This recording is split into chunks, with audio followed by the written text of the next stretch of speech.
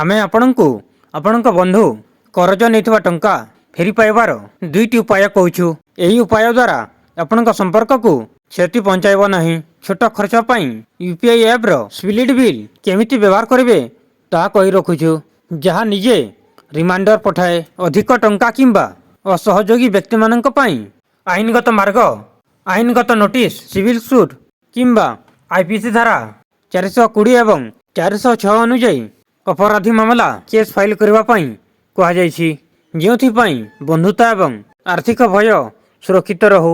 Money recovery tag and legal tips. ସେଦିନ ଶନିବାର ରାତି ଥିଲା।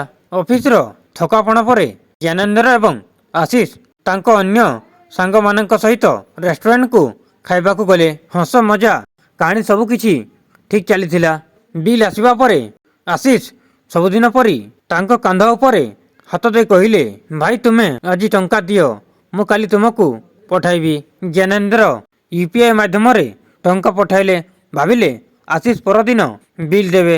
ଗୋଟାଏ ଦିନ ଗଲା, 2 ଦିନ ଗଲା, ଏମିତି ଗୋଟିଏ ସପ୍ତାହ ବିତିଗଲା। ପ୍ରତ୍ୟେକ ଥର ହ୍ୱାଟ୍ସଆପ୍ ଚାଟ୍ ଖୋଲିବା ମାତ୍ରେ ଜ୍ଞାନେନ୍ଦ୍ର ତାଙ୍କୁ ଦେଇଥିବା କରଜ ମନେ ପକାଇବା ପାଇଁ ଏକ ମେସେଜ ପଠାଉଥିଲେ।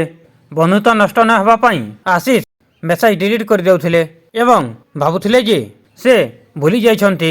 ଏହିଠାରୁ ସମସ୍ୟା ଆରମ୍ଭ ହୁଏ, ଯାହା ପ୍ରାୟତଃ ସମସ୍ତେ କେବେ ନା କେବେ ସାମ୍ନା କରିଛନ୍ତି। କିନ୍ତୁ ଜ୍ଞାନେନ୍ଦ୍ର ଯାହା ନିଷ୍ପତ୍ତି ନିଅନ୍ତି ତାହା କରନ୍ତି।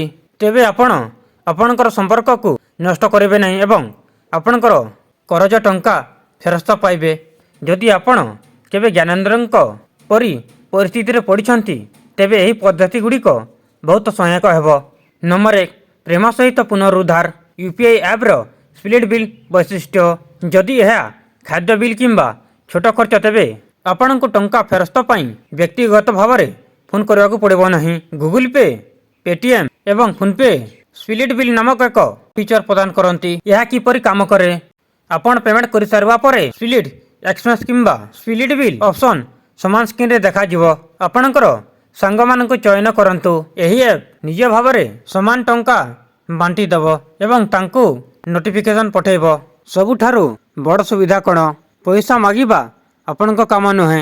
ଏଥିରେ ଆପ୍ ଟଙ୍କା ମାଗିବାର କାମ କରିବ, ଆପଣ ନୁହେଁ। ଆପ୍ ସମୟ ସମୟରେ ରିମାଇଣ୍ଡର ପଠାଇବ ଯେ ଭାଇ ଦେୟ ବାକି ଅଛି। ଏହା ଆପଣଙ୍କୁ ଲଜ୍ଜିତ କରିବ ନାହିଁ କିମ୍ବା ଅନ୍ୟ ବ୍ୟକ୍ତିଙ୍କୁ ଆଘାତ କରିବ ନାହିଁ। ନମ୍ବର 2, ଯେତେବେଳେ ମାମଲା ଗମ୍ଭୀର ଥାଏ, ଆଇନଗତ ରାସ୍ତା। ଯେତେବେଳେ ମାମଲାଟି ଗମ୍ଭୀର, ଯଦି ଆପଣ କାହାକୁ କ୍ୟାସ୍ କିମ୍ବା ଅନଲାଇନ୍ ମାଧ୍ୟମରେ ଅଧିକ ଟଙ୍କା କରଜ ଦେଇଛନ୍ତି ଏବଂ ସିଏ ଟଙ୍କା ଫେରାଇବା ପାଇଁ ମନା କରୁଛନ୍ତି, ତେବେ ସ୍ପ୍ଲିଟ୍ ବିଲ୍ କାମ କରିବ ନାହିଁ। ଆପଣଙ୍କୁ ଆଇନଗତ ସାହାଯ୍ୟ ନେବାକୁ ପଡ଼ିବ। Step 1, legal notice. କୌଣସି ଓକିଲ ସାହାଯ୍ୟରେ ଏକ ନୋଟିସ୍ ପଠାନ୍ତୁ। ଏଥିରେ ପଇସା ନେବାର ତାରିଖ ଏବଂ ପ୍ରମାଣ ଏବଂ ସମୟ ସୀମା ଲେଖା ହୋଇଥାଏ। କେତେ ଲୋକ ପୁଲିସ ଏବଂ କୋର୍ଟର ଡରରୁ ପଇସା ଫେରାଇଥାନ୍ତି। Step 2, civil shoot. ଯଦି ସେ ନୋଟିସର ଉତ୍ତର ଦିଅନ୍ତି ନାହିଁ, ତେବେ ଆପଣ ସିପିସି ଅର୍ଡର 37 ଅନୁଯାୟୀ କେସ୍ କରିପାରିବେ। ତାଙ୍କୁ କୋର୍ଟରେ ହାଜର ହୋଇ 10 ଦିନ ମଧ୍ୟରେ ଉତ୍ତର ଦେବାକୁ ପଡ଼ିବ। Step 3, fraud case. ସେକ୍ସନ 420।